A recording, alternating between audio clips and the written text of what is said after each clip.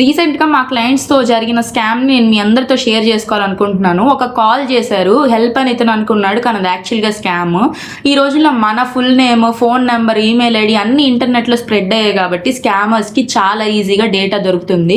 ఎప్పుడో 2013లోనో 14లోనో ఒక life insurance policy తీసుకున్నారు, తను 50,000 రూపీస్ కట్టారు. ఆ తర్వాత ప్రీమియం పే చేయలేదు, పాలసీ ల్యాప్స్ అయిపోయింది. కొంతకాలం తర్వాత ఇట్లా మీకు ఫోన్ చేస్తున్నారనమాట, బ్యాంక్ ఇన్సూరెన్స్ ఆఫీస్ నుంచి మాట్లాడుతున్నాము అని చెప్పి, మీ ఓల్డ్ పాలసీ ల్యాప్స్ అయింది, మేము రివైవ్ చేసి మీకు మనీ రిలీజ్ చేస్తాము అలా ఇలా అని చెప్తున్నారు. కొంచెం అమౌంట్ పే చేయండి, కొత్తగా పాలసీ తీసుకోవాలి, లేదంటే ప్రాసెసింగ్ ఛార్జెస్ ఉన్నాయి, ఇట్లాంటివన్నీ చెప్పి మిమ్మల్ని నమ్మించి మనీ తీసేసుకుంటున్నారు. ఆ తర్వాత బ్యాంక్ లేదంటే ఎల్ఐసి కానీ ఏదైనా కానీ వాట్సాప్ ర్యాండమ్ మెసేజెస్లో పాలసీని రివైవ్ చేయదు.